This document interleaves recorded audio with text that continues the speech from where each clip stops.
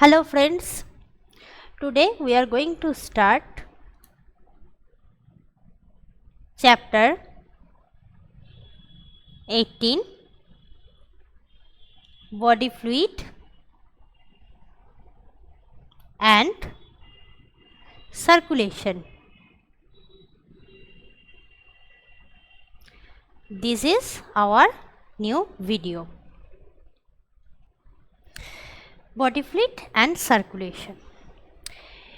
এই চ্যাপ্টারটা শুরু করার আগে অবশ্যই আমাদের জানতে হবে বডি ফ্লুইড কী জিনিসটা।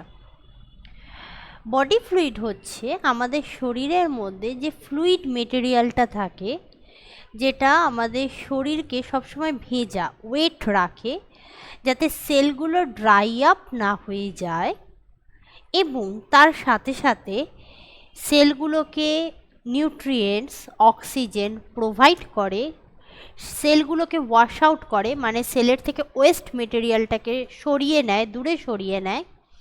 এই পুরো জিনিসটা যে কাজ করে তাকেই বলা হয় বডি ফ্লুইড।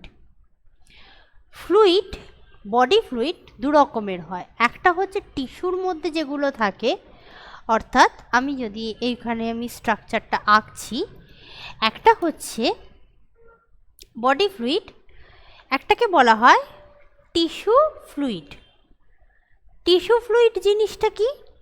টিস্যু ফ্লুইড হচ্ছে যেটা ইনসাইড দ্য ইন্টার টিস্যু, অর্থাৎ টিস্যু মানে অনেকগুলো সেল একসাথে থাকছে এবং তারা একসাথে কাজ করছে। এই সেলগুলোর মাঝে মাঝে যে ফ্লুইড থাকছে, এই সেলগুলোর মাঝে মাঝে যে ফ্লুইড থাকছে এটাকে বলা হয় টিস্যু ফ্লুইড।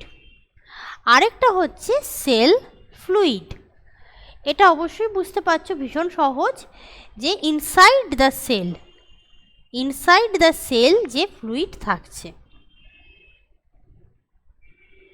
এটা নর্মালি ম্যাক্সিমামটাই জল হয়।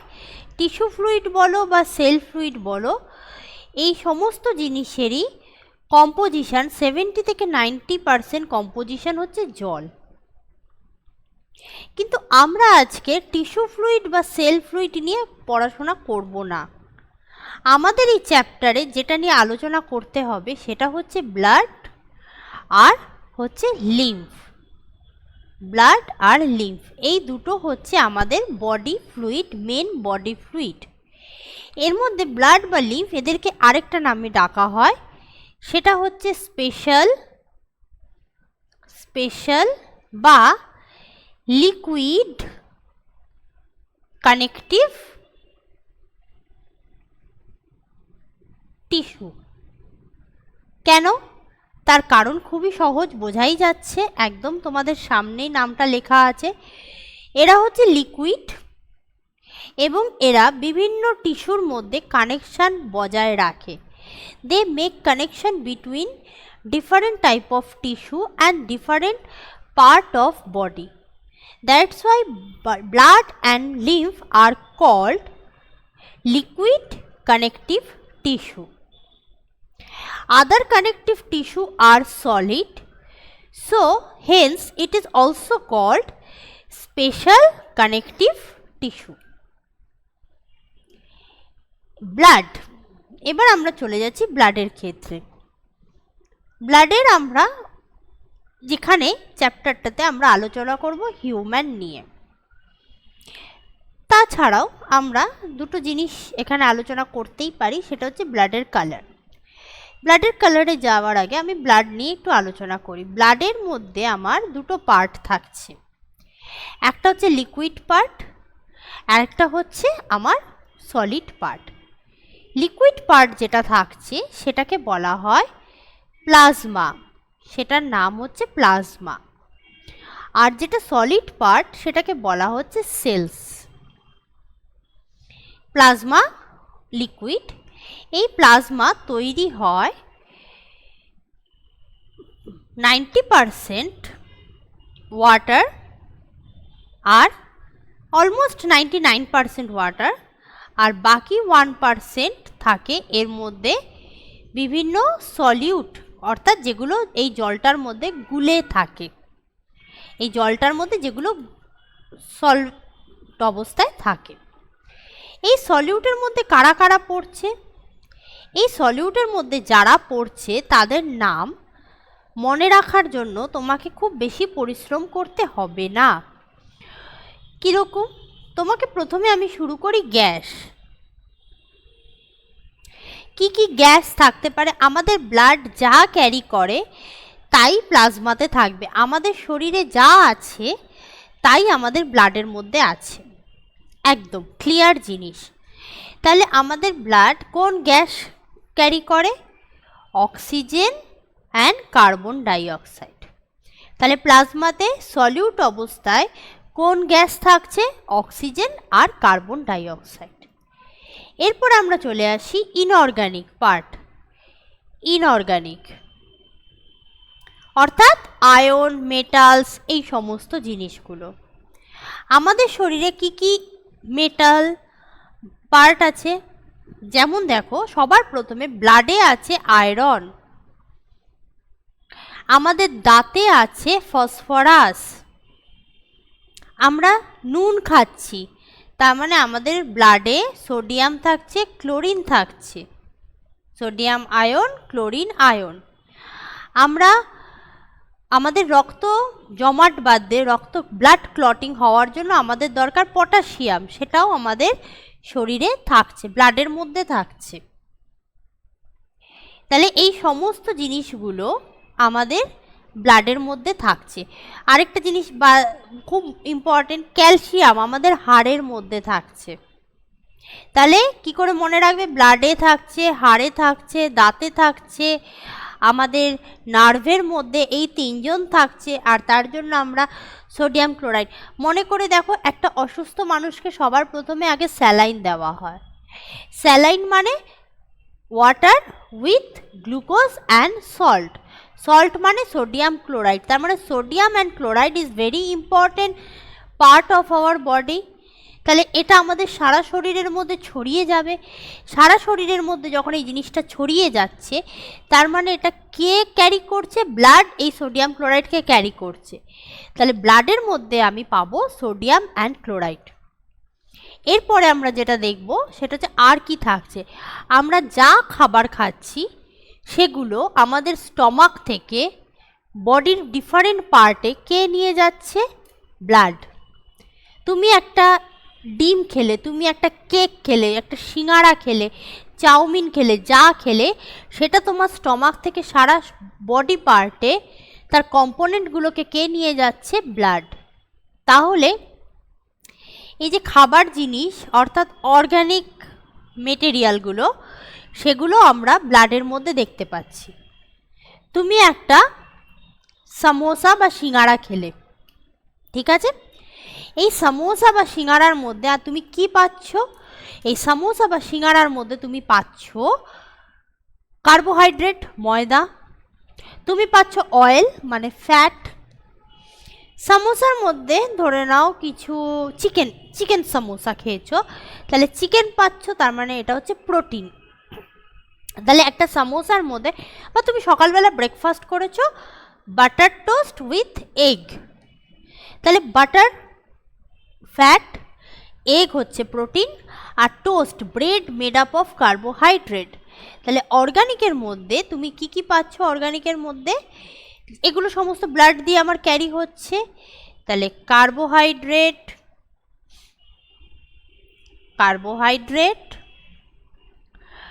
প্রোটিন,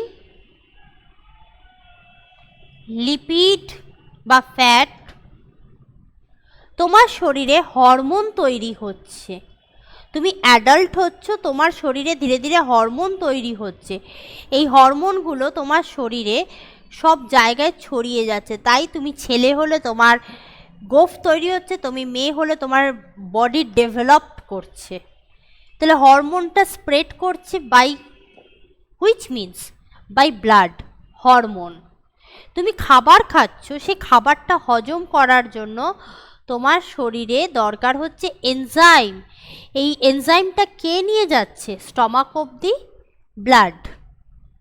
তাহলে এই জিনিসটা, এই কথাটা শুধু জাস্ট মনে রাখবে, নিজের বডিটাকে মনে রাখবে যে আমি খাবার খেলাম, খাবারটা আমার সারা শরীরের মধ্যে স্প্রেড হয়ে গেল, এবং আমি যখন ডেভেলপ করছি আমার শরীরে কিছু হরমোনস তৈরি হচ্ছে, আর খাবারটাকে হজম করার জন্য আমার এনজাইমের দরকার হচ্ছে। তাহলে এগুলো সব থাকছে আমার ব্লাডের মধ্যে।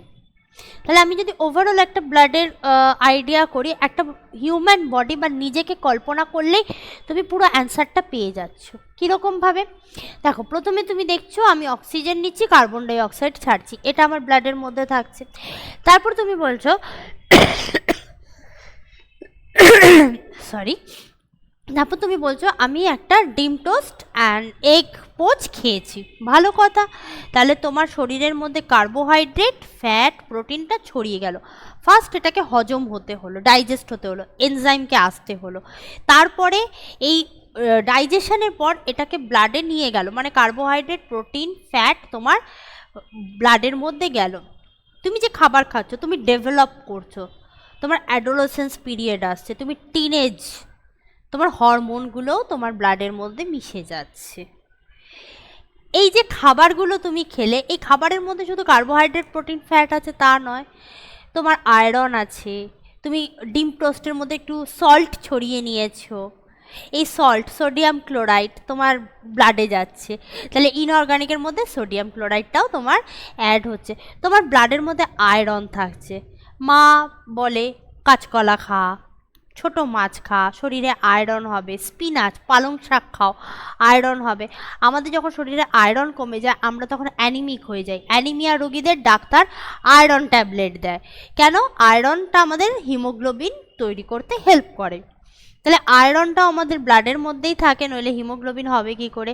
তাহলে প্লাজমার কম্পোজিশন মনে রাখা is not a big deal, just imagine you as your self.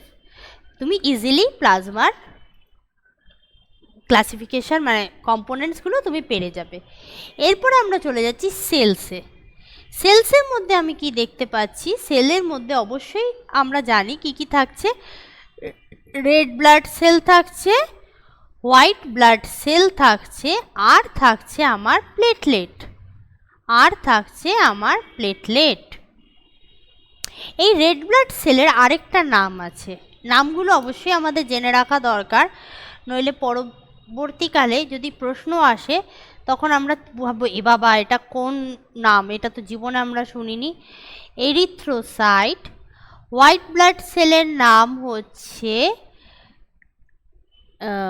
sorry, it's not leukocyte. Leukocyte is one part of white blood cell.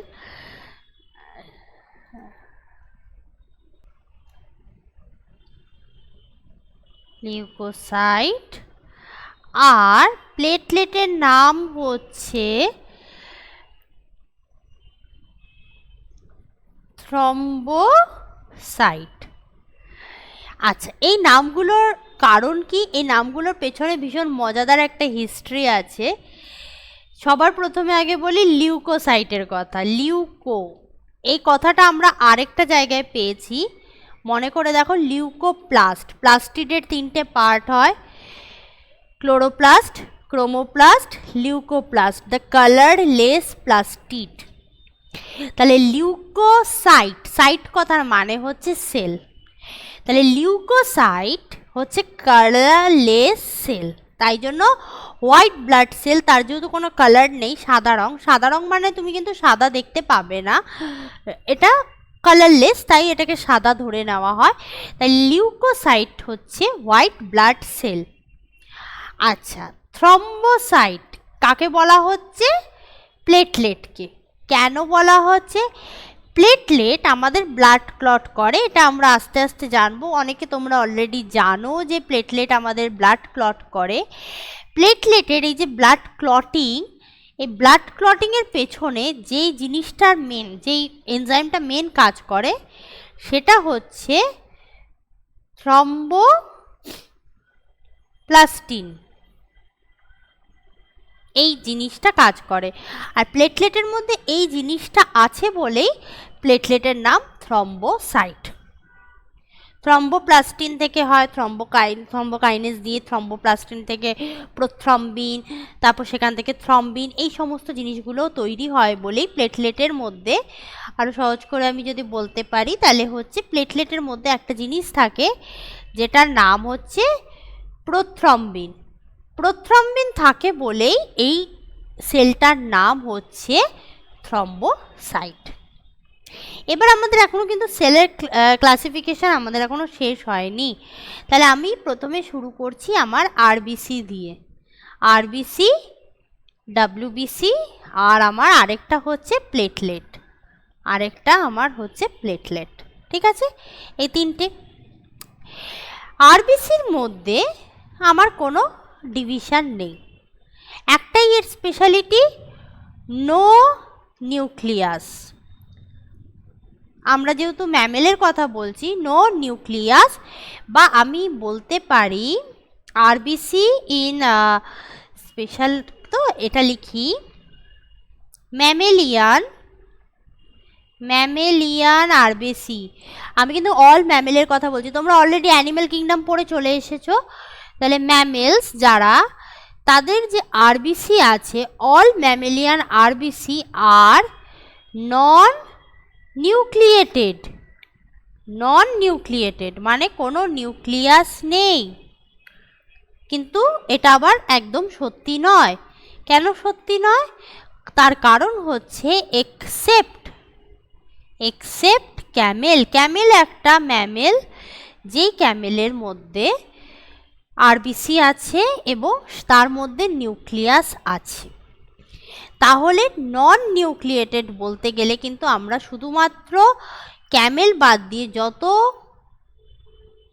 Nucleated, যত আমার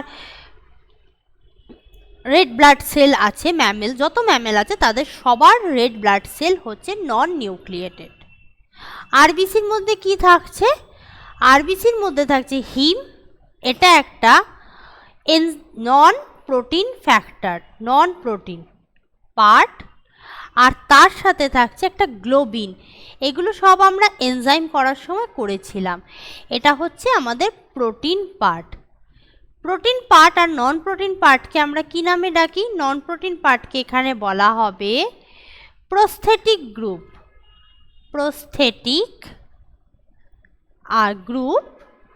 আর এই পার্টটাকে বলা হচ্ছে, যেহেতু এটা প্রোটিন পার্ট তাই এটাকে বলা হচ্ছে অ্যাপোএনজাইম।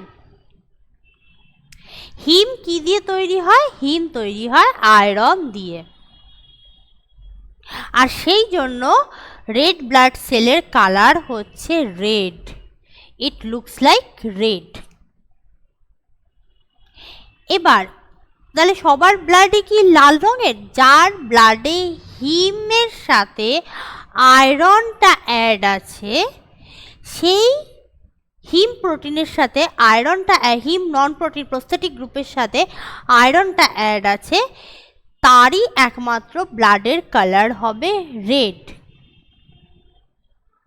কোনো ক্ষেত্রে এই হিম পার্টটা, দিস পার্ট প্রেজেন্ট ইন, এটা এখানে থাকছে হিমোগ্লোবিনের মধ্যে, এটা থাকছে আরবিসি সেলটার মধ্যে, এই হিমোগ্লোবিন প্রোটিনটা থাকছে ইনসাইড রেড ব্লাড সেল, তাই জন্য এটার নাম রেড ব্লাড সেল। সামটাইমস এটা থাকে, এই পার্টটা, সামটাইমস দিস হিমোগ্লোবিন, এই পার্টটা, দিস হিমোগ্লোবিন প্রেজেন্ট ইন প্লাজমার মধ্যে সলভেন্ট অবস্থায় থাকে। তখন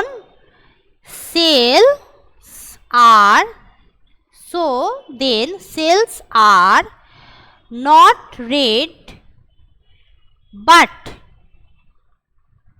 plasma looks like red. তোমরা ভাবছো এরকমও হয়, এবং তার সবথেকে বড় এক্সাম্পল হচ্ছে তার সব থেকে বড় এক্সাম্পল হচ্ছে Annelida. Annelida example Annelida.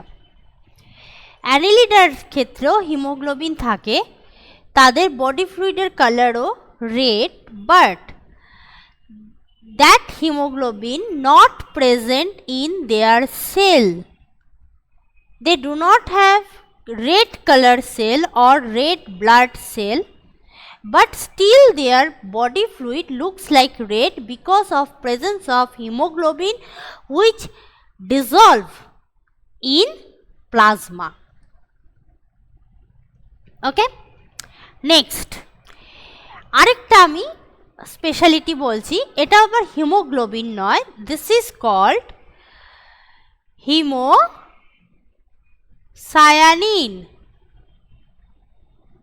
This is haemocyanin.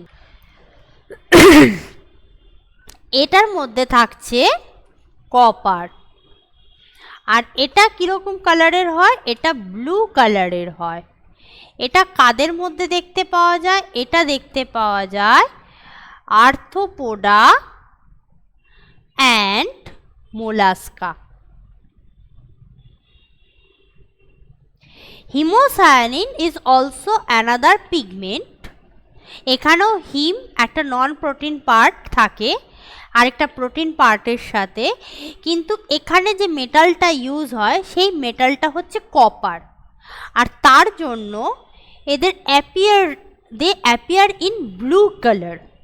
আর তারা যখন ব্লু কালারে অ্যাপিয়ার হচ্ছে তখন তাদের ব্লাডের কালারটাও হচ্ছে ব্লুইশ, তাদের ব্লাডের কালারটাও হচ্ছে ব্লুইশ। তুমি যদি কখনো বাড়িতে চিংড়ি মাছ আনা হয়েছে বা বাজারে যদি তুমি কখনো চিংড়ি মাছ দেখো, দেখবে চিংড়ি মাছের বডির কালারটা একটু ব্লুইশ হোয়াইট বা whitish blue, because they do not have hemoglobin but they have hemocyanin in their body fluid, আর তার জন্য তাদের বডি ফ্লুইডের কালারটা হচ্ছে ব্লুইশ।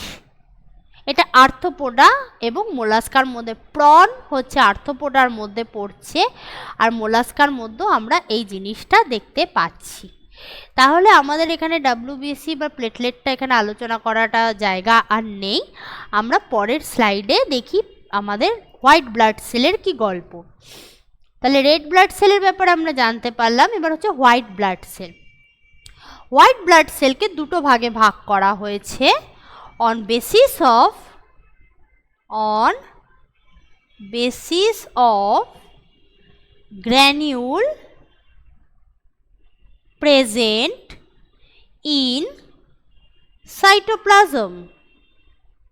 অর্থাৎ এই যে হোয়াইট ব্লাড সেল স্ট্রাকচারটা, এটা নিউক্লিয়াস আর সাইটোপ্লাজমের মধ্যে গ্র্যানিউল থাকবে কি থাকবে না তার উপর ডিপেন্ড করে হোয়াইট ব্লাড সেলকে দুটো ভাগে ভাগ করা হয়েছে। এটা হোয়াইট ব্লাড সেল, এটা নিউক্লিয়াস, আর এখানে হচ্ছে তোমার গ্র্যানিউল থাকতেও পারে নাও থাকতে পারে। যদি গ্র্যানিউল না থাকে তাহলে সেটাকে বলে অ্যাগ্রানুলো, সেলের ইংরেজি, সেলের গ্রিক ওয়ার্ড অ্যাগ্রানুলোসাইট। আর যদি গ্র্যানিউল থাকে তাহলে সেটাকে বলা হয় গ্র্যানুলোসাইট, তাহলে সেটাকে বলা হচ্ছে গ্র্যানুলোসাইট। এই হলো দুটো ভাগ, অর্থাৎ সাইটোপ্লাজমের মধ্যে গ্র্যানিউল নেই আর সাইটোপ্লাজমের মধ্যে গ্র্যানিউল আছে। এই স্ট্রাকচারটা হবে এরকম, নিউক্লিয়াস আর প্রচুর গ্র্যানিউল ভর্তি এখানে, যা এগুলো আঁকা যাচ্ছে না কেন, আর এটা হবে এরকম স্ট্রাকচার, এখানে শুধু নিউক্লিয়াসটা থাকছে, নো গ্র্যানিউল ইন ইট। এবার এগুলোর ভাগ কি, অ্যাগ্রানুলোসাইটের মধ্যে দুজন পড়ছে, একজনের নাম মোনোসাইট, আরেকজনের নাম লিম্ফোসাইট। এই লিম্ফোসাইট আবার দুরকম, একটা হচ্ছে বি লিম্ফোসাইট, একটা হচ্ছে টি লিম্ফোসাইট। কেন কি জন্য এদের নাম বি আর টি হলো? এ আর বি হতে পারতো, এস টি হতে পারতো, এক্স ওয়াই হতে পারতো। এদের নাম হয়েছে on basis of place of development. যে লিম্ফোসাইট বোন ম্যারোতে ডেভেলপ করে, তাকে বলে বি লিম্ফোসাইট। আর যে লিম্ফোসাইট থাইমাস গ্ল্যান্ডে ডেভেলপ করে তাকে বলা হয় টি লিম্ফোসাইট। গ্ল্যান্ড কথাটা নিচে লিখলে আমার মনে, যে লিম্ফোসাইট থাইমাস গ্ল্যান্ডে ডেভেলপ করে তাকে বলা হয় টি লিম্ফোসাইট। মনোসাইট, লিম্ফোসাইট আমি কাজগুলো অবশ্যই বলবো, আমি আগে ক্লাসিফিকেশনটা করছি। গ্র্যানুলোসাইটের মধ্যে হচ্ছে নিউট্রোফিল, ইওসিনোফিল আর বেসোফিল। এই হচ্ছে আমাদের তিনখানা গ্র্যানুলোসাইট। তাহলে আমরা দেখতে পেলাম আমাদের কতগুলো হোয়াইট ব্লাড সেল আছে? বেসিক্যালি 5টা। মনোসাইট, লিম্ফোসাইট, নিউট্রোফিল, ইওসিনোফিল আর বেসোফিল। আমাদের মেনলি হোয়াইট ব্লাড সেল হচ্ছে 5খানা। ঠিক আছে, এই 5খানা হোয়াইট ব্লাড সেলের মধ্যে আমরা দেখতে পাচ্ছি দুজনের সাইটোপ্লাজমে কোনো গ্র্যানিউল প্রেজেন্ট নেই, তারা অ্যাগ্রানুলোসাইট। আর বাকি 3জনের মধ্যে গ্র্যানিউল প্রেজেন্ট আছে, তাদের নাম তারা বিলং করছে গ্র্যানুলোসাইট গ্রুপের মধ্যে দিয়ে। লিম্ফোসাইটকে আবার দুটো ভাগে ভাগ করছি। লিম্ফোসাইট কোথায় বড় হচ্ছে? যেমন ধরো একটা বাচ্চা হওয়ার পর তাকে যদি আমি শুধুমাত্র একটা খেলাধুলার পরিবেশের মধ্যে বড় করি, সে হবে স্পোর্টসম্যান। আর তাকে যদি আমি শুধু গান বাজনা এইসব আর্টিস্টিক ব্যাপারের মধ্যে বড় করি, হতে পারে সে হবে খুব বড় একজন আর্টিস্ট। ঠিক সেরকম লিম্ফোসাইটটা কোথায় বড় হচ্ছে, ডেভেলপ করছে? যদি এটা বোন ম্যারোতে ডেভেলপ করে এর নাম হচ্ছে বি লিম্ফোসাইট। যদি এটা থাইমাস গ্ল্যান্ড আমাদের এরকম জায়গাটায় থাকছে, বুকের এই জায়গাটায়, হার্টের কাছাকাছি, এইখানে যদি এটাকে ডেভেলপ করে এই লিম্ফোসাইটটা, তাহলে এর নাম হচ্ছে টি লিম্ফোসাইট। এবার আমরা এই সেলগুলো, 5 রকম সেল কেন? আমরা জানি হোয়াইট ব্লাড সেল ডিফেন্সের কাজ করে, ভালো কথা, কিন্তু ডিফেন্সের কিন্তু অনেক রকম কাজ আছে। আর্মিরা বর্ডারে কাজ করে, পুলিশ আমাদের লোকাল এরিয়ার শান্তি বজায় রাখে। তো ডিফেন্সে আমাদের যে নাইট গার্ড, তারা রাত্রিবেলা আমাদেরকে প্রোটেক্ট করে। তাহলে ডিফেন্সেরও এরকম অনেকগুলো লেয়ার আছে। আমরা এখন এই 5টা হোয়াইট ব্লাড সেলের ডিফেন্সের কাজগুলো আমরা দেখব। প্রথমে আসি আমরা মনোসাইট আর নিউট্রোফিল। এরা দুজনেই হচ্ছে ফ্যাগোসাইটিক সেল বা ফ্যাগোসাইট হিসেবে এদেরকে কাজ করে। ফ্যাগোসাইট মানে কোনো ব্যাকটেরিয়া বা জার্মকে গিলে খাওয়া। ফ্যাগোসাইট মানে গিলে খাওয়া কাউকে। এটা এক ধরনের সেল, যেমন অ্যামিবা পা বার করে খেয়ে নেয়, অ্যামিবার মতো এরাও নিউট্রোফিল আর মনোসাইট এরকম পা বার করে জার্ম বা জিনিসটাকে খেয়ে নিচ্ছে। আমি যদি এটাকে তোমাদের একটা ছবি এঁকে দেখাই, তাহলে দেখো এটা হবে নিউট্রোফিল। নিউট্রোফিলের মধ্যে নিউক্লিয়াস, মনোসাইট বা এখানে হচ্ছে জার্মসগুলো আছে। যেই এদেরকে দেখতে পাবে, নিউট্রোফিলটা সঙ্গে সঙ্গে বা মনোসাইট যে কোনো যেটাই বলো তোমরা, দুটোর ক্ষেত্রেই একই রকম, এরা এরকমভাবে পা তৈরি করবে। পাটা তৈরি করলো, এরপরে কি করবে, আস্তে করে এই জিনিসটা এইভাবে পাটা নিউক্লিয়াস তারপরে কি হবে, এইভাবে সেলটার মধ্যে এই জার্মগুলোকে ওরা ঢুকিয়ে নেবে এবং নিজের যে এনজাইম আছে সেই এনজাইম দিয়ে এই জার্মগুলোকে লাস্টে ডাইজেস্ট করে দেবে, ধ্বংস করে দেবে। এইভাবে ওরা ফ্যাগোসাইটোসিস ভাবে নিউট্রোফিল আর মনোসাইট এই কাজটা করে। মনোসাইট কতটা আছে, 6 থেকে 8%, নিউট্রোফিল থাকে সব থেকে বেশি, আর সব থেকে কম আমাদের শরীরে যে হোয়াইট ব্লাড সেল পাওয়া যায় সেটা হচ্ছে বেসোফিল। লিম্ফোসাইট অ্যান্টিবডি তৈরি করে, আর এই অ্যান্টিবডি তৈরি করার জন্য যা কাজ করার দরকার, অ্যাটাক, কিলিং, এই ব্যাপারগুলো করে। বি লিম্ফোসাইট তৈরি করে অ্যান্টিবডি, অ্যান্টিবডিকে না শর্টে AB লেখে, অমিতাভ বচ্চন নয়। বি লিম্ফোসাইট তৈরি করে অ্যান্টিবডি, আর টি লিম্ফোসাইট এটা কি করে, induce the antibody production. T lymphocyte B লিম্ফোসাইটকে প্রভোক করে অ্যান্টিবডি তৈরি করো। টি লিম্ফোসাইট বি লিম্ফোসাইটকে বলে তুমি অ্যান্টিবডি তৈরি করো। যতক্ষণ না টি লিম্ফোসাইট বলবে বি লিম্ফোসাইট এই কাজটা করবে না। তার মানে ওভারঅল লিম্ফোসাইটের কাজ হচ্ছে দুজনে মিলে আলটিমেট একটা কাজই করে, অ্যান্টিবডি প্রোডাকশান। তাহলে লিম্ফোসাইটের কাজ হচ্ছে অ্যান্টিবডি তৈরি করা, যে কোনো অ্যান্টিজেনের এগেনস্টে অ্যান্টিবডি তৈরি করা। ইওসিনোফিল কিসের রেসপেক্টে কাজ করে, অ্যালার্জি। তোমার চিংড়ি মাছ খেলে অ্যালার্জি হয়, বেগুন খেলে অ্যালার্জি হয়, ডাস্টে অ্যালার্জি হয়, পোলেনে অ্যালার্জি হয়, কোনো পার্টিকুলার পারফিউমে তোমার অ্যালার্জি হয়। এই অ্যালার্জি রেসপন্স, তোমার ওই জিনিসটাতে অ্যালার্জি কেন হয়, কারণ তোমার ওই কেমিক্যালটা, পারফিউমের যে কেমিক্যাল বা চিংড়ি মাছের মধ্যে যে কেমিক্যালসটা আছে সেটা তোমার ইওসিনোফিল অ্যালাউ করে না, তাই জন্য তোমার শরীরে ওই অ্যালার্জিটা হয়। বেসোফিল কি কাজ করে, বেসোফিল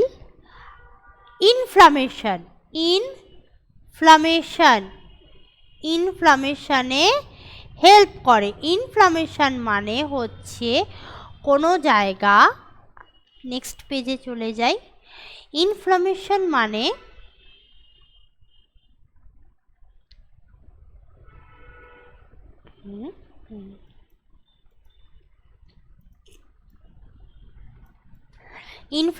মানে হচ্ছে কোনো জায়গা লাল হয়ে গিয়ে চুলকাচ্ছে, ফুলে গেছে, ব্যথা হচ্ছে, এটাকে বলা হয় ইনফ্লামেশন। ইনফ্লামেশন মানে হচ্ছে রেডনেস, ইচিং,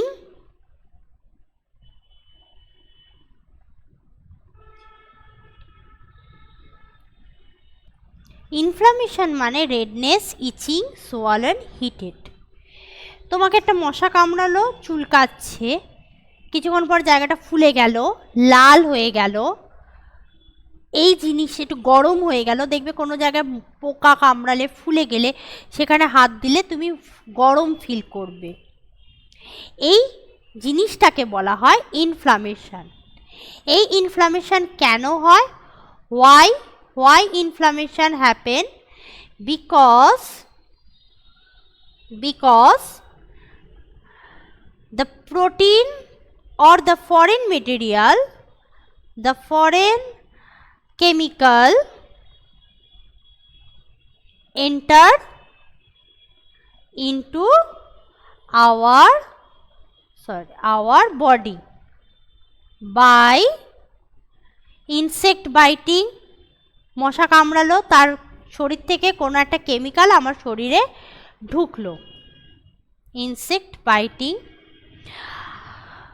একটা পোকা, আননোন পোকা আমাকে কামড়ে দিল, সেই পোকার মধ্যে দিয়ে একটা কোনো কেমিক্যাল আমার শরীরে ঢুকলো, which is unknown to me, which is foreign chemical, এবং আমার শরীর অ্যান্ড মাই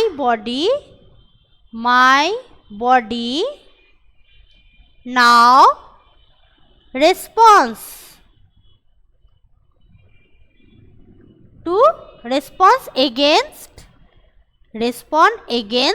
to eat. আমার বডি তখন ওটাকে নষ্ট করার জন্য দৌড়াদৌড়ি করতে লাগলো। ওই যে কেমিক্যালটা ঢুকলো, দেখবি গায়ের মধ্যে অ্যাসিড পড়ে গেলে যেমন হয়, ওরকম কেমিক্যালটা যখন সেলের ভিতর ঢুকে গেল, স্কিনের ভিতর ঢুকে গেল, তখন আমার চুলকাতে লাগলো। কেমিক্যাল রিয়াকশান হচ্ছে তো চুলকাচ্ছে, কিছুক্ষণ পর লাল হয়ে গেল জায়গাটা ফুলে গেল, কেমিক্যাল রিয়াকশান হচ্ছে। কিছুক্ষণ পরে দেখলাম জায়গাটা গরম হয়ে গেল, কারণ হিট তৈরি হচ্ছে, কেমিক্যাল রিয়াকশান। ইনফ্লামেশান আর কিছু না, it is nothing but, inflammation is nothing but only chemical reaction. It is only chemical reaction. তাহলে কেমিক্যাল রিয়াকশান হতে লাগলো।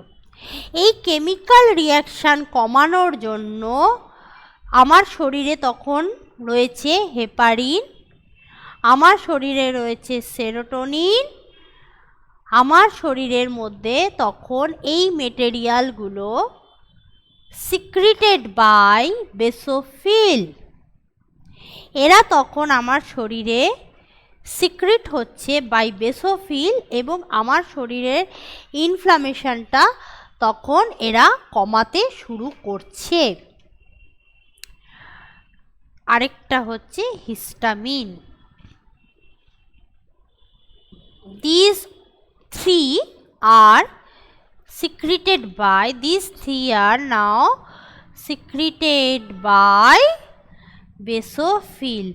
বেসোফিল তখন এই ইনফ্লামেশনটা কমাতে হেল্প করছে। তাই বেসোফিলের ক্ষেত্রে আমরা বলতে পারি ইনফ্লামেশন যখন হচ্ছে বা basophil work against inflammation by histamine, heparin আর হচ্ছে সেরোটোনিন। জায়গাটা এখানে নেই, পিছনের স্লাইডে রয়েছে। এই হয়ে গেল আমার হোয়াইট ব্লাড সেলের গল্প। এখানে আরেকটা জিনিস আমি ইনক্লুড করছি, যেটা হচ্ছে সেলের নাম্বার। তাহলে আমি আরেকবার প্রথম থেকে পুরো জিনিসটা লিখে দিই তোমাদের সুবিধার জন্য। তাহলে আমাদের সামনে 5 রকমের লিম্ফোসাইটের কাজ আছে: monocyte, lymphocyte, neutrophil, eosinophil, basophil. ঠিক আছে, এবার যেটা আমরা বলবো সেটা হচ্ছে এই যে ব্লু কালারে যেগুলো আমার লেখা আছে এরা কি। এই প্রত্যেকটা হোয়াইট ব্লাড সেল, আমি বলেছিলাম রেড ব্লাড সেল নন নিউক্লিয়েটেড হয়, কিন্তু হোয়াইট ব্লাড সেলও কি নন নিউক্লিয়েটেড? না, হোয়াইট ব্লাড সেলে নিউক্লিয়াস থাকে এবং সেই নিউক্লিয়াসের স্ট্রাকচারটা হয় এরকম লোবড, অর্থাৎ এরকম স্ট্রাকচার হয় নিউক্লিয়াসের। এখানে কটা লোব দেখতে পাচ্ছি? 4টে। কখনো কখনো 2টো লোবড নিউক্লিয়াস হয়, কখনো 3টে লোবের তৈরি হয় নিউক্লিয়াস। তাহলে নিউক্লিয়াসটা কখনোই একটা সিঙ্গেল স্ট্রাকচার, যেটা আমরা টিপিক্যাল অ্যানিম্যাল সেলের নিউক্লিয়াস দেখে এসেছি সেরকমভাবে থাকে না। নিউক্লিয়াসের স্ট্রাকচারটা এবড়ো খেবড়ো টাইপের হয়। মনোসাইটের নিউক্লিয়াসটা হচ্ছে কিডনি শেপড, এরকম টাইপের দেখতে হয়। লিম্ফোসাইটেরটা আসছি। নিউট্রোফিলের নিউক্লিয়াসটা মাল্টিলোবড, মানে মোর দ্যান 4 and 5 পিসের তৈরি হয়, পিসগুলো আলাদা আলাদা নয়, লোব। ইওসিনোফিলের 2টো, বেসোফিলের 2টো থেকে 3টে লোব দেখা যায়। এবার গল্প হচ্ছে লিম্ফোসাইটের। লিম্ফোসাইটের নিউক্লিয়াসটা এক্সেন্ট্রিক, অর্থাৎ লিম্ফোসাইটের সেল যদি এরকম হয় তাহলে নিউক্লিয়াসটা একদম সাইডের সেন্টারে থাকে, একদম মাঝখানে থাকেই না, একদম সাইডে থাকে। সেই জন্য এটাকে বলা হয় এক্সেন্ট্রিক নিউক্লিয়াস। যেহেতু আমাদের এখানে স্ক্রিনের সাইজটা ছোট, তাই জন্য আমি এখানে সমস্ত জিনিসটা একসাথে লিখতে পারিনি। তোমরা যখন হোয়াইট ব্লাড সেলের ক্লাসিফিকেশনটা খাতায় লিখবে তখন এই স্লাইডের এই পার্টের সাথে এর পরেরটা অর্থাৎ যে কাজগুলো মনোসাইট, লিম্ফোসাইট, নিউট্রোফিলের কাজ এবং তাদের নিউক্লিয়াসের স্ট্রাকচারটাও অবশ্যই এই খানটাতেই অ্যাড করে দেবে। তাহলে এক জায়গাতেই তোমাদের সমস্ত ইনফরমেশনগুলো রিগার্ডিং হোয়াইট ব্লাড সেল তোমাদের সামনে থাকবে। এরপরে আমরা অবশ্যই যেটা বাকি রইল সেটা হচ্ছে আমাদের থ্রম্বোসাইট বা প্লেটলেট, তাকে নিয়ে আলোচনা আমাদের বাকি রইল। প্লেটলেট তৈরি হয় মেগা ক্যারিওসাইট ইন বোন ম্যারো। তোমরা জানো যে আমাদের ব্লাড তৈরি হয় বোন ম্যারো থেকে। এই বোন ম্যারোর মধ্যে একটা খুব বড় সেল থাকে, মেগা একটা সেল থাকে, যার একটা বড় নিউক্লিয়াস থাকে। এখান থেকে তৈরি হয় platelet. Platelet is not a proper cell, এটা কোনো প্রপার সেল নয়। এটা কি? It's cell fragment. এই মেগা ক্যারিওসাইট থেকে যখন আরবিসি আর ডাব্লিউবিসি তৈরি হচ্ছে তখন যে ফ্র্যাগমেন্টগুলো পড়ে থাকে সেই ফ্র্যাগমেন্টগুলোকে বলা হয় প্লেটলেট। সেলের টুকরো টাকরা জিনিসগুলোকে বলে প্লেটলেট। সো it always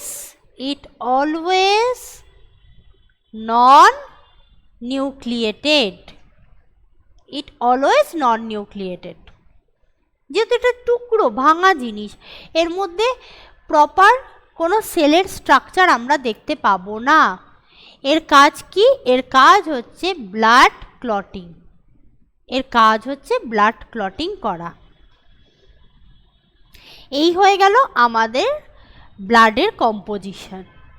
ব্লাডের কম্পোজিশনের মধ্যে আমাদের থাকছে প্লাজমা, লিকুইড পোর্শন, আর থাকছে আমাদের সেল হচ্ছে হিসেব অনুযায়ী 7 টাইপস। তোমরা বলবে 7 টাইপস কি করে ma'am? 5 types white blood cell, 2 types 1 type red blood cell, একটা প্লেটলেট, তাহলে টোটাল 5 টাইপস। আর যদি তুমি এমনি বেসিক্যালি ধরো তাহলে হচ্ছে 3 type, red blood cell, white blood cell আর প্লেটলেট। আর প্লাজমার মধ্যে ম্যাক্সিমামটাই জল, আর জলের মধ্যে সমস্ত কিছু সলিউট অবস্থায় থাকছে। কি থাকছে? গ্যাস থাকছে, যা খাবার খাচ্ছি সেটা থাকছে, হরমোন, এনজাইম থাকছে, এই সমস্ত জিনিসগুলো আমাদের ব্লাডের মধ্যে পাওয়া যাচ্ছে। এবার আমরা যে জিনিসটা নিয়ে আলোচনা করব, তাহলে ব্লাড তোমার আর আমার সবার মধ্যেই সেম। তাহলে আমাদের মধ্যে যখন কেউ কোনো পেশেন্টের জন্য ব্লাড কালেক্ট করে, আমরা তখন কেন ব্লাড গ্রুপের কথা আলোচনা করি? ব্লাড গ্রুপ কেন আমরা বলি যে কোনো ব্লাড দেওয়া যাবে না, আমার এই ব্লাডটাই দরকার হবে। তোমার আমার সবার ব্লাড যদি সেম কম্পোজিশন দিয়ে তৈরি হয়, তাহলে এই ব্লাড গ্রুপ জিনিসটা কোথা থেকে আসছে, এটা নিয়ে আমরা এখন আলোচনা করব। আচ্ছা, এটা হচ্ছে আমাদের red blood cell. Red blood সেলকে আমরা যদি সাইড থেকে দেখি তাহলে দেখব আরবিসি হচ্ছে বাইকনকেভ। মাঝখানে একটা এরকম গর্ত মতো জায়গা আছে, সাইড থেকে দেখলে এরকম ডাম্বেল শেপ লাগে, মাঝখানটা এরকম চ্যাপ্টা মতো, কনকেভ, এরকম বাইকনকেভ, দুদিক থেকেই কনকেভের মতো। এই রেড ব্লাড সেলের প্লাজমা মেমব্রেন, এই রেড ব্লাড সেলের প্লাজমা মেমব্রেনের ওপর থাকে একটা protein. One type of protein is present. এই প্রোটিনটার নাম কি? এই প্রোটিনটার নাম হচ্ছে ইমিউনোগ্লোবিউলিন। Immunoglobulin protein. এই প্রোটিনটার নাম হচ্ছে ইমিউনোগ্লোবিউলিন প্রোটিন।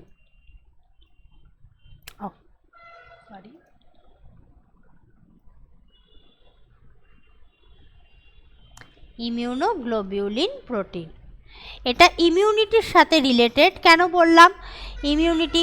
যাকে যে কোনো ব্লাড দেওয়া যাবে না, ইমিউনিটিতে ডিস্টার্ব হবে, তাই জন্য এটাকে বলা হয় ইমিউনোগ্লোবিউলিন প্রোটিন। এই ইমিউনোগ্লোবিউলিন প্রোটিন কে আমরা কিভাবে ডিনোট করব? আইজি দিয়ে আমরা ডিনোট করব। এই ইমিউনোগ্লোবিউলিন প্রোটিন হচ্ছে দু রকমের, এ প্রোটিন আর বি প্রোটিন। মানে আমি বলতে পারি আইজিএ, আমি যদি লিখি তাহলে লিখব আইজিএ বা আইজিবি। যেই রেড ব্লাড সেলের প্লাজমা মেমব্রেনে আইজিএ আছে সেই আরবিসিকে বলা হবে এ ব্লাড গ্রুপ। আর যেই রেড ব্লাড সেলের প্লাজমা মেমব্রেনে আইজিবি আছে তাকে বলা হবে বি ব্লাড গ্রুপ। আর যেই রেড ব্লাড সেলের প্লাজমা মেমব্রেনে আইজিএও আছে, ইমিউনোগ্লোবিউলিন এও আছে, আবার ইমিউনোগ্লোবিউলিন বিও আছে, দুটোই আছে, তাকে বলা হবে এবি ব্লাড গ্রুপ। আর যেই রেড ব্লাড সেলের ক্ষেত্রে আমার কোনোটাই নেই, কোনো ইমিউনোগ্লোবিউলিনই নেই, তাকে বলা হবে ও ব্লাড গ্রুপ। তাকে বলা হবে ও বা জিরো। জিরো বলে না, যেহেতু লেটার আমরা ইংরেজি ওয়ার্ড দিয়ে এবি বলছি, তাই হঠাৎ করে আবার লেটার ম্যাথ এখানে ঢুকবে না। আমরা সেক্ষেত্রে বলবো ও ব্লাড গ্রুপ, কারণ ও আর জিরো আর look similar. A blood group, B blood group, AB blood group, O blood group. এই প্রোটিনগুলো হচ্ছে আলাদা আলাদা, তাই জন্য তোমার ব্লাড এ ব্লাড, আমার ব্লাড এবি ব্লাড, অন্য কারোর blood O blood. Blood group depend করছে প্রেজেন্স অফ ইমিউনোগ্লোবিউলিন প্রোটিন।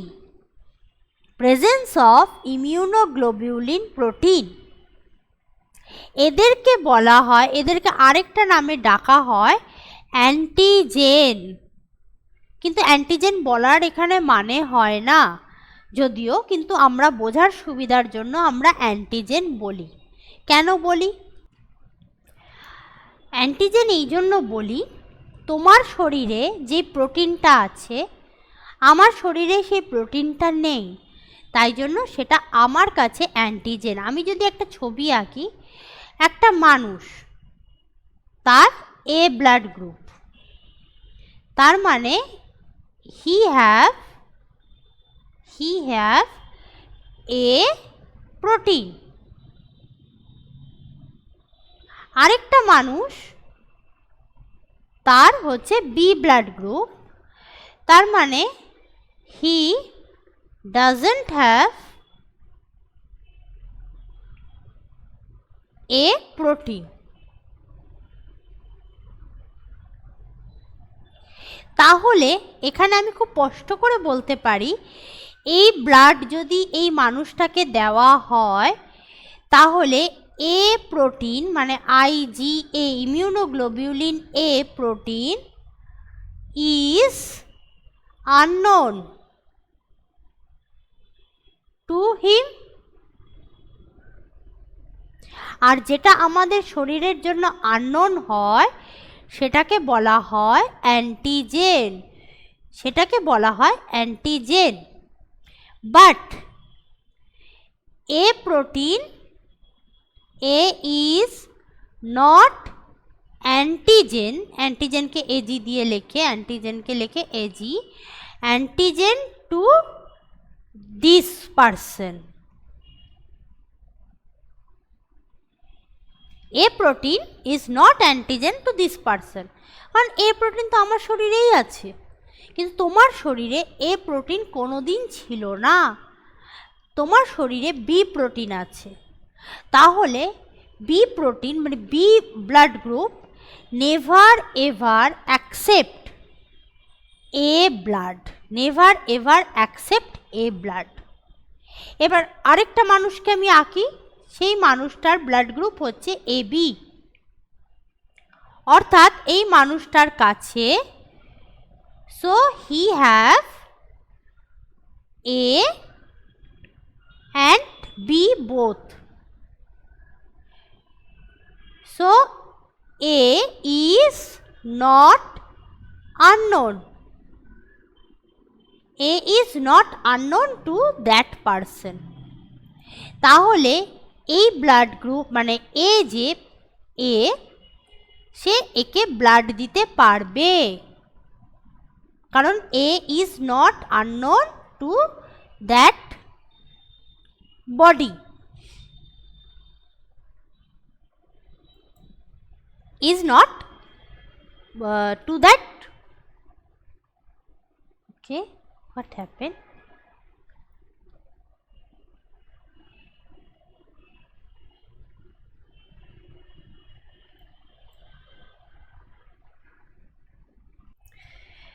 আমাদের কাছে তিনজন মানুষ আছে, একজনের ব্লাড গ্রুপ এ, তার ব্লাডে রেড ব্লাড সেলে যে প্রোটিনটা আছে সেটা হচ্ছে ইমিউনোগ্লোবিউলিন এ। আরেকজনের ব্লাড গ্রুপ বি, তার ব্লাডে যে ইমিউনোগ্লোবিউলিনটা আছে তার নাম হচ্ছে আইজিবি, ইমিউনোগ্লোবিউলিন প্রোটিন বি। আরেকজনের ব্লাড গ্রুপ হচ্ছে এবি ব্লাড গ্রুপ, তার ব্লাড রেড ব্লাড সেলের প্লাজমা মেমব্রেনে দুটো প্রোটিনই আছে, ইমিউনোগ্লোবিউলিন এ, ইমিউনোগ্লোবিউলিন বি। এবার আমরা এর ব্লাড বিকে দিলাম, আইজিএ যেহেতু এই মানুষটার মধ্যে আছে কিন্তু বি ব্লাড গ্রুপের মানুষটার মধ্যে নেই, তাই বি ব্লাড গ্রুপের মানুষটার কাছে এ হয়ে যাবে একটা ফরেন মেটেরিয়াল, এটা হয়ে যাবে একটা ফরেন প্রোটিন, এ প্রোটিনটা হয়ে যাবে ফরেন প্রোটিন। ফরেন প্রোটিনকে আমাদের শরীর অ্যাকসেপ্ট করে না, তখন কি হবে, তখন এর ব্লাডটা রিজেক্ট হয়ে যাবে, বি বডি মানে এই পেশেন্টের বডি এই ব্লাডটাকে রিজেক্ট করবে, ব্লাডটা ক্লট হয়ে যাবে, ডিস্ট্রয় হয়ে যাবে, যে ব্লাডটা দেওয়া হয়েছে সেটা শরীরের মধ্যে ক্লট হয়ে যাবে এবং পরে সেটা শরীরের থেকে পটি দিয়ে বা ইউরিন দিয়ে বেরিয়ে আসবে। কিন্তু এই মানুষটা যদি এই মানুষটাকে ব্লাড দেয়, এই মানুষটাকে যদি ব্লাড দেয় কি হবে, সেক্ষেত্রে এর কাছে এ প্রোটিন আছে, so that person is familiar two A protein, এর কাছে এটা ফরেন প্রোটিন নয়, এ ব্লাডটাকে অ্যাকসেপ্ট করবে।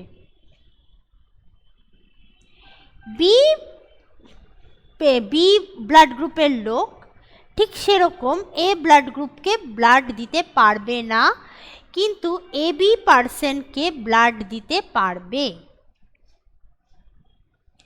আবার উল্টো দিক থেকে যদি দেখি, A B blood group A কে ব্লাড দিতে পারবে না, কেন পারবে না, কারণ এর কাছে এ প্রোটিনটা নোন কিন্তু আইজিবি প্রোটিনটা আননোন। এর মধ্যে ব্লাডের একটা সেল মেমব্রেনের গায়ে যখন এ আর বি দুটোই থাকছে, আমি তো বিটাকে বাদ দিয়ে সেই আরবিসিটাকে পাঠাতে পারবো না, তাহলে এ যখন মানে এ বি ব্লাড গ্রুপ যখন এ ব্লাড গ্রুপকে ব্লাড দেবে সেই ব্লাড অ্যাকসেপ্টেবল হবে না, ঠিক সেরকমভাবেই এ বি ব্লাড গ্রুপ যখন বি ব্লাড গ্রুপকে ব্লাড দেবে তখন সেই ব্লাডটাও অ্যাকসেপ্টেবল হবে না। তাহলে আমরা এখান থেকে একটা চার্ট বানাতে পারি, A blood group, B blood group, O blood group আর এ বি ব্লাড গ্রুপ। আমাদের এই চার্টের যদি আমি দেখি, এ ব্লাড গ্রুপ বি কে দিতে পারবে না, কারণ বি এর কাছে এ নেই। এ ব্লাড গ্রুপ ওকেও দিতে পারবে না, কারণ ও এর কাছে তো কেউ নেই। এর কাছে আছে আইজি এ প্রোটিন, এখানে আছে আইজি বি প্রোটিন, এখানে কোনো প্রোটিন নেই, এখানে দুটো প্রোটিনই আছে। তাই জন্য এ এখানে দিতে পারবে এ বিকে। সেম আমি যদি বি ব্লাড গ্রুপের গল্পটা ধরে নিই, বি ব্লাড গ্রুপ এ কে দিতে পারবে না, বি ব্লাড গ্রুপ ওকেও দিতে পারবে না, কিন্তু বি ব্লাড গ্রুপ এ বিকে দিতে পারবে। আমি যদি এবার ও ধরি, ও ব্লাড গ্রুপকে ধরি, ও ব্লাড গ্রুপ তার কোনো কিছুই নেই, একেও দিতে পারবে। আমার কাছে কোনো মেটেরিয়ালই নেই, তাহলে তোমাকে দিলে তুমি সেটা ফরেন না নিজের কি করে বুঝবে? বিকে দিতে পারবে, এ বিকে দিতে পারবে। তাহলে আমরা কি দেখতে পারলাম? দেখতে পেলাম যে ও ব্লাড গ্রুপ সবাইকে দিতে পারছে। আর এবি ব্লাড গ্রুপের ক্ষেত্রে আমরা কি দেখতে পেলাম? এবির কাছে যেহেতু দু রকমের প্রোটিনই আছে, তাই ও এর কাছ থেকেও নিতে পারছে, that is not unknown to its, বির কাছ থেকেও নিতে পারছে, that is not unknown to him. আর ওর কাছ থেকে তো নিতেই পারছে, কারণ ওর কাছে তো কোনো প্রোটিনই নেই, সুতরাং নোন আননোনের গল্প এখানে নেই। সেই জন্য ও ব্লাড গ্রুপকে বলা হয় ইউনিভার্সাল ডোনার। ও ব্লাড গ্রুপকে বলা হয় ইউনিভার্সাল ডোনার। আর ইউনিভার্সাল অ্যাকসেপ্টার বা রিসিভার বলা হয় এবি ব্লাড গ্রুপকে। এটা হলো ব্লাড গ্রুপের গল্প। আরেকটা ব্লাড গ্রুপ আমরা শুনে থাকি, সেটা হচ্ছে ও নেগেটিভ, এবি পজিটিভ, এই কথাগুলো আমরা শুনে থাকি। এই নেগেটিভ পজিটিভের গল্পটা কি? এই নেগেটিভ পজিটিভের গল্প হচ্ছে একটা ফ্যাক্টর, RH ফ্যাক্টর, এটাও একটা protein. It is also another protein, যেটা প্রেজেন্ট থাকে on plasma membrane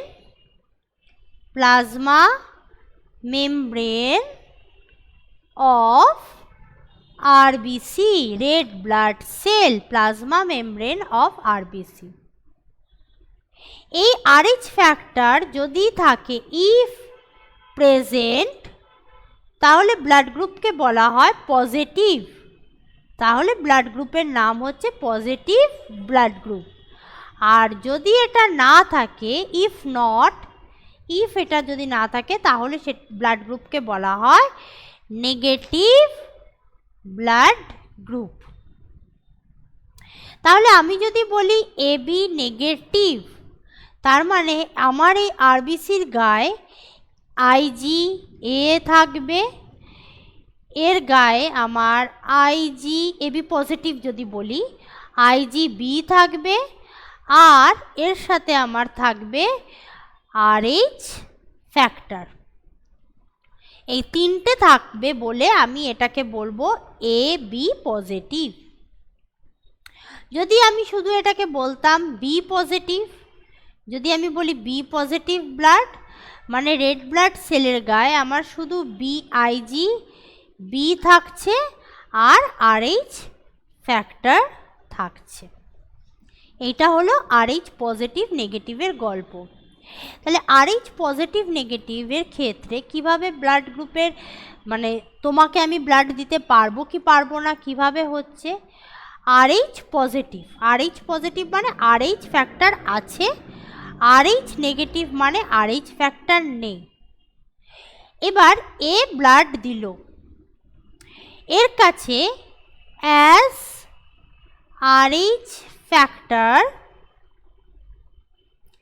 doesn't present here, it's unknown, so it's called foreign antigen. যেহেতু RH ফ্যাক্টরটা এই লোকটার কাছে নেই, এবার একটা পজিটিভ ব্লাড আলা মানুষ, একটা ব্লাড গ্রুপ সেম, এ ব্লাড গ্রুপ, এ ব্লাড গ্রুপ, এ হচ্ছে এ পজিটিভ ব্লাড গ্রুপ আর এটা হচ্ছে এ নেগেটিভ ব্লাড গ্রুপ। নেগেটিভ মানে এর কাছে RH ফ্যাক্টরটা নেই, পজিটিভ ব্লাড গ্রুপ মানে এর কাছে RH ফ্যাক্টরটা আছে। তাহলে যেই মাত্র একে ব্লাডটা দিল, RH ফ্যাক্টরটা যেহেতু নেগেটিভ ব্লাডের মধ্যে ছিল না, এটা হয়ে গেল অ্যান্টিজেন। আর যেই মাত্র এটা অ্যান্টিজেন হয়ে গেল, এই পেশেন্টের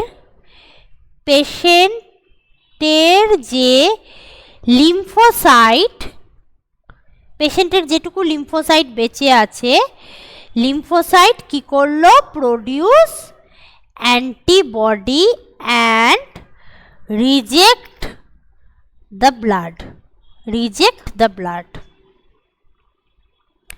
একদম এবি ব্লাড গ্রুপের মতো।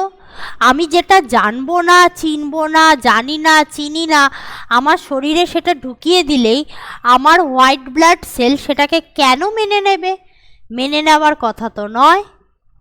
হোয়াইট ব্লাড সেল সঙ্গে সঙ্গে অ্যান্টিবডি তৈরি করে সেই জিনিসটাকে নষ্ট করে দেবে এবং শরীরের থেকে রিজেক্ট করে দেবে। তাহলে যখন আমরা কাউকে ব্লাড দেব, আমরা শুধু এটা দেখব না যে ব্লাড গ্রুপটা ম্যাচ করছে কি করছে না, আমরা এটাও দেখব যে তার সাথে পজিটিভ নেগেটিভ ব্যাপারটা ম্যাচ করছে কি করছে না।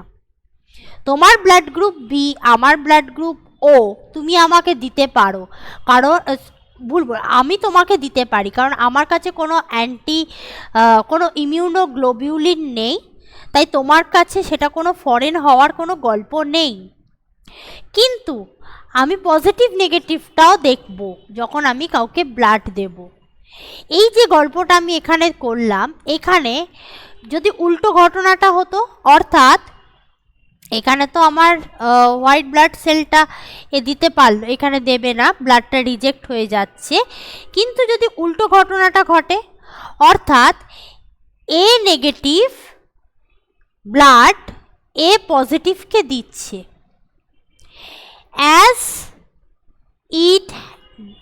as it do not have any, এর কোনো ফ্যাক্টর নেই, এর কাছে কোনো RH ফ্যাক্টর নেই, do not have any RH protein বা ফ্যাক্টর একই জিনিস, so it easily acceptable.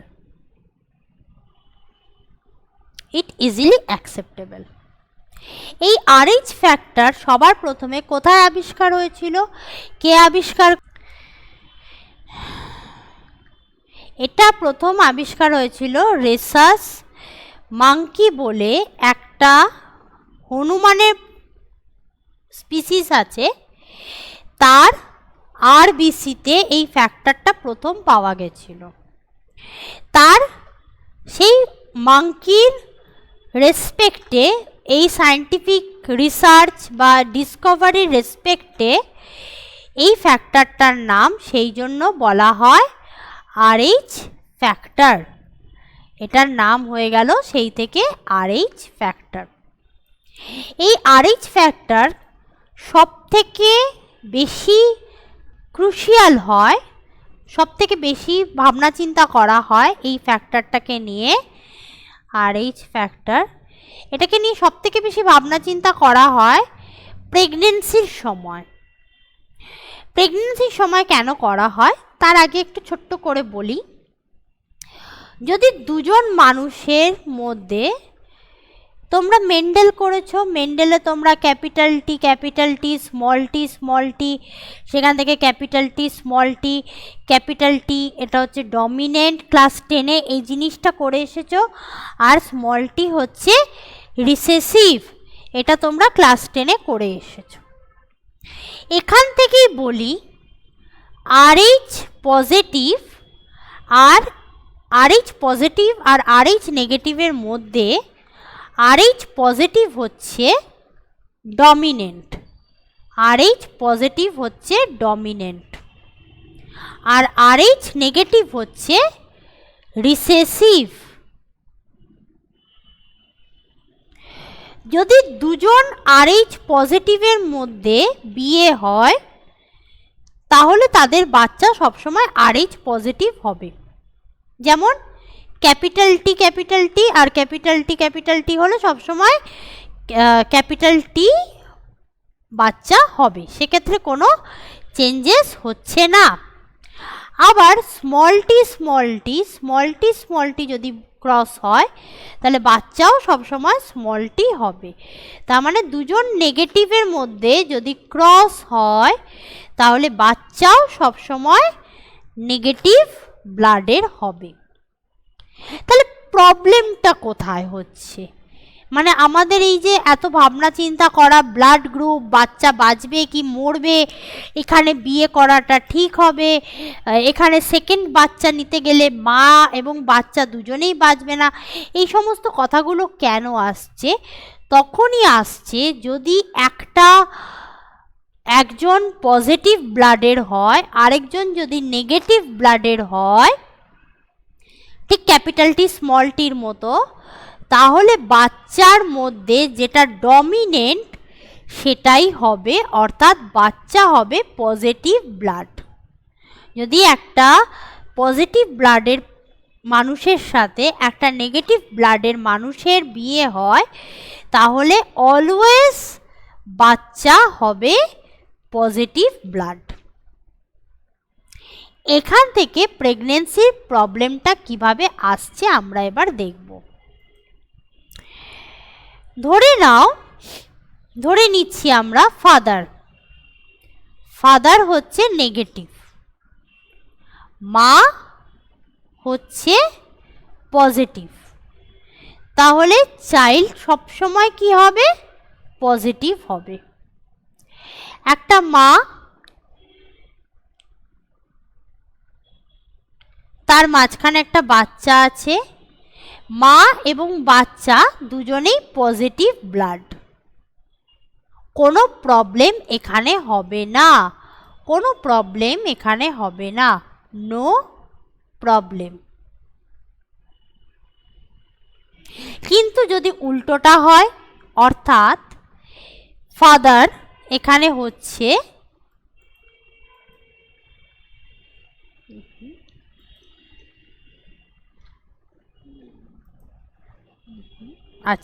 এখানে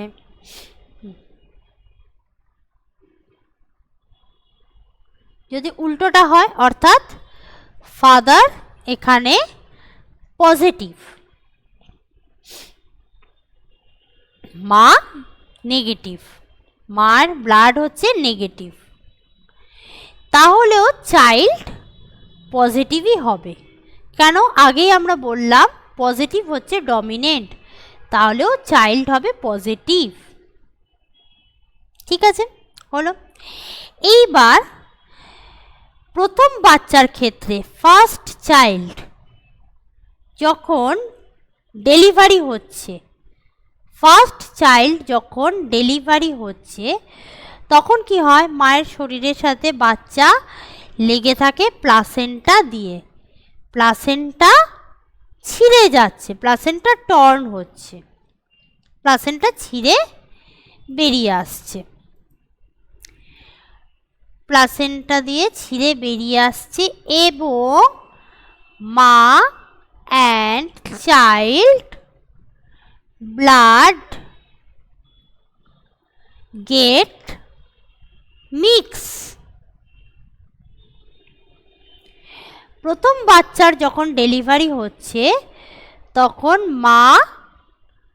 মা হচ্ছে নেগেটিভ, বাচ্চা হচ্ছে পজিটিভ, তখন মায়ের সাথে বাচ্চার ব্লাডের মিক্স হচ্ছে। পজিটিভ ব্লাড যখন নেগেটিভ ব্লাডের মধ্যে যাচ্ছে, negative blood as it do not know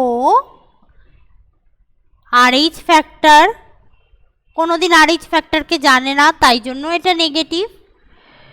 so it act as antigen and act as antigen বলবো না, এটাকে treated as antigen বলতে পারি।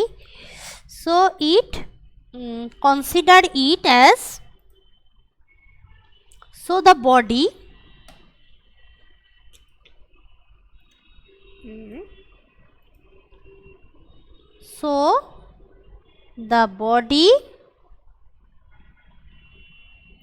consider it as antigen and produce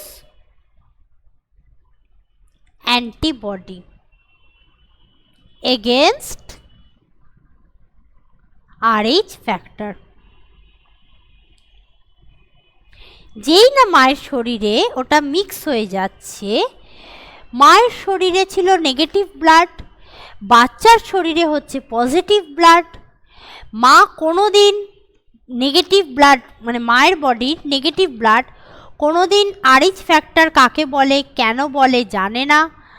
মার বডি ওই সঙ্গে সঙ্গে ব্লাডটাকে, ওই ফ্যাক্টরটাকে ভাবছে এটা একটা ফরেন বার্ড, তখন কি করছে, ব্লাডটাকে মানে ফ্যাক্টরটাকে অ্যান্টিজেন হিসেবে ধরে নিচ্ছে, ধরে নিয়ে এটা মায়ের ব্লাড, এটা বাচ্চার ব্লাড, এটা বেবি, আর মায়ের ব্লাডটাকে আমি এমনি করছি, এটা হচ্ছে মায়ের ব্লাড নেগেটিভ। যেই না ব্লাড মিশে যাচ্ছে এখানে, মায়ের শরীরে মা অ্যান্টিবডি তৈরি করে ফেলছে, produced at time of first delivery. যেই না প্রথম বাচ্চাটা তো জন্ম নিচ্ছে, তখন মায়ের শরীরে যেই ওই প্লাসেন্টাটা ছিঁড়ে গিয়ে যেই মা আর বাচ্চার ব্লাড মিক্স হয়ে যাচ্ছে, তখনই মায়ের শরীরে অ্যান্টিবডি তৈরি হয়ে যাচ্ছে RH ফ্যাক্টরের জন্য। এরপরে আমরা তাহলে প্রথম বাচ্চার ক্ষেত্রে এখনো কোনো প্রবলেম হচ্ছে না, বাট ইন সেকেন্ড বেবি, যদি সেকেন্ড বেবি যখন বাচ্চা হবে, সেকেন্ড বেবির সময় কি হবে, but in second baby it also RH positive. কেন সেকেন্ড বেবিটাও RH পজিটিভই হবে কেন? তার কারণ আমি প্রথমেই বলে দিয়েছিলাম যে ফাদার হচ্ছে পজিটিভ আর মা হচ্ছে নেগেটিভ, আর যখন দুজনের মধ্যে একজন পজিটিভ একজন নেগেটিভ হবে, তখন বাচ্চাও পজিটিভই হবে, কারণ পজিটিভ ইজ ডমিনেন্ট। মেন্ডেলের ক্যাপিটাল টি স্মল টিটা মনে রাখবে। বাবা যেহেতু পজিটিভ, মা যেহেতু নেগেটিভ, যতগুলোই বাচ্চা হোক না কেন, সেকেন্ড থার্ড ফোর্থ ফিফথ যত বাচ্চাই হোক, সবার ব্লাড গ্রুপ হবে পজিটিভ, যেহেতু পজিটিভটা ডমিনেন্ট। সেকেন্ড বেবি যখন হবে, সেকেন্ড বেবিটাও হবে RH পজিটিভ। এইবার সেকেন্ড বেবি যখন মায়ের পেটে অলরেডি প্রেজেন্ট, তখন এই যে অ্যান্টিবডিটা তৈরি হয়েছিল, এই antibody now cross the placenta and enter into foetus. Foetus মানে মায়ের পেটে যে বেবিটা থাকে তাকে বলে ফিটাস। এই অ্যান্টিবডিটা এবার মায়ের বডির থেকে প্লাসেন্টা ক্রস করে ঢুকে যাচ্ছে বেবির বডিতে। প্লাসেন্টা হচ্ছে মা আর বেবির মধ্যে কানেকশন, তার মধ্যে দিয়ে মা বেবিকে অক্সিজেন খাবার এইসব পাঠায়, তার মধ্যে দিয়ে ওই আগের বার তৈরি হয়ে থাকা যে অ্যান্টিবডি সেটাও ঢুকে যাচ্ছে বেবির বডিতে।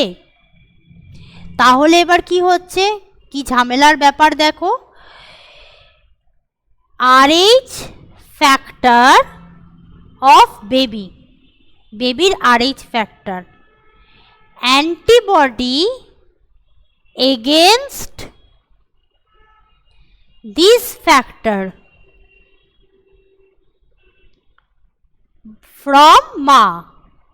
from mother. বেবির বডিতে RH ফ্যাক্টর আছে, মা তার এগেনস্ট যে অ্যান্টিবডি সেটাকে পাঠাচ্ছে। ফলে কি হচ্ছে, ব্লাড, মানে কার ব্লাড, অবশ্যই ফিটাসের ব্লাড নষ্ট হয়ে যাচ্ছে, ডেস্ট্রয়। রেজাল্ট কি হলো, সেকেন্ড বেবির যে ব্লাড সেটা নষ্ট হয়ে যাচ্ছে, কারণ সেকেন্ড বেবির যে ব্লাডের ফ্যাক্টর, তার যে অ্যান্টিবডি তাকে যেটা নষ্ট করে, সেই জিনিসটা মায়ের শরীরে আগের থেকেই ছিল, সেটা এবার বেবির বডির মধ্যে ঢুকতে শুরু করলো। ফার্স্ট বেবির ক্ষেত্রে এটা হয়নি, কারণ ফার্স্ট বেবির ক্ষেত্রে মায়ের বডিতে আগের থেকে কোনো অ্যান্টিবডি ছিল না। কখন অ্যান্টিবডিটা তৈরি হয়েছে বলো তো, যখন ফার্স্ট বেবি ডেলিভার হয়েছে, মা আর বাচ্চার ব্লাড মিক্স হয়ে গেছে, তখন মায়ের বডি বলছে, ও মা, this factor is unknown to me. তাহলে যেটা আননোন তার এগেনস্টে তুমি অ্যান্টিবডি তৈরি করে রাখো। অ্যান্টিবডি তৈরি করে রেখেছে। এবার সেকেন্ড প্রেগনেন্সি, বাচ্চার তো পজিটিভ ব্লাড হবেই, মা খাবার পাঠাচ্ছে, অক্সিজেন পাঠাচ্ছে, মায়ের শরীর তো আর তো বোঝে না, কারণ তাদের ব্রেন নেই, প্লাসেন্টার মধ্যে দিয়ে ওই অ্যান্টিবডিগুলোও চলে যাচ্ছে, ভালো জিনিসের সাথে ওটাও চলে যাচ্ছে। আর চলে যাওয়ার পর বাচ্চার ব্লাডটাকে ওই অ্যান্টিবডিগুলো ডেস্ট্রয় করে দিচ্ছে। যেই অ্যান্টিবডিগুলোকে ডেস্ট্রয় করে দিচ্ছে, বেবির ব্লাড নষ্ট হয়ে যাচ্ছে এবং অ্যাজ এ রেজাল্ট বেবি মারা যাচ্ছে। এইটাকে বলা হয়, এই প্রবলেমটাকে বলা হয়, মানে সেকেন্ড চাইল্ড মায়ের পেটেই মারা যায়। এবং সেকেন্ড নয় শুধু, এরপরে থার্ড ফোর্থ যখনই বাচ্চা হবে, যখনই প্রেগনেন্সি হবে, সেই বাচ্চা আর জন্মাতে পারবে না। কেন পারবে না, মায়ের শরীরে অলরেডি অ্যান্টিবডি আছে, সেই অ্যান্টিবডিটা যেই বাচ্চা প্রেগনেন্সি হবে প্লাসেন্টার মধ্যে দিয়ে ঢুকে বাচ্চাটাকে মেরে দেবে। অর্থাৎ এই মা বাবার লাইফে একটার বেশি বাচ্চা হতেই পারবে না। ফার্স্ট বাচ্চাটা হয়ে গেল উইদাউট এনি প্রবলেম, কিন্তু সেকেন্ড থার্ড ফোর্থ বলে কোনো বাচ্চাই আর জন্মাতে পারবে না। এই প্রবলেমটাকে বলা হয় এরিথ্রোব্লাস্টোসিস ফিটালিস। এই নামটা একটু কাইন্ডলি তোমরা লিখে রাখো তোমাদের বইতে, যেখানে RH ফ্যাক্টরের পরেই, RH ফ্যাক্টরের ওখানে এই প্রেগনেন্সির গল্পটা লেখা আছে, ওখানে এই টার্মটা কাইন্ডলি লিখে রাখো। এরিথ্রো মানে RBC, ব্লাস্টোসিস মানে ফেটে যাওয়া, ফিটালিস মানে ফিটাস। তার মানে ফিটাসের রেড ব্লাড সেলগুলো নষ্ট হয়ে যাচ্ছে। কেন নষ্ট হয়ে যাচ্ছে, কারণ বেবির রেড ব্লাড সেলের গায়ে থাকছে RH ফ্যাক্টর, আর এই RH ফ্যাক্টরের সাথে বাইন্ড করছে কে, this factor binds with antibody from মা, নিয়ে RBC ডিস্ট্রয় হয়ে যাচ্ছে, বাস্ট করছে। এবং বাচ্চার যদি রেড ব্লাড সেলই না থাকবে, বাচ্চা কি করে বাঁচবে? 10 মাস মায়ের পেটে বাঁচা পসিবল নয়, বাচ্চা মারা যাচ্ছে। RH ফ্যাক্টর সেই জন্য ভীষণ গুরুত্বপূর্ণ, not only in blood transfusion but also it is very important in marriage.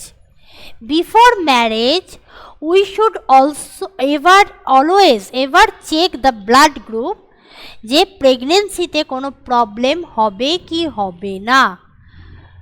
যদি ব্লাড গ্রুপ চেক করে দেখা যায় প্রেগনেন্সিতে প্রবলেম হতে পারে, এই রকম কেস হতে পারে, সেক্ষেত্রে সেকেন্ড ভাবনা চিন্তা করা ভালো, কারণ এটা হবে, no one can make it stop.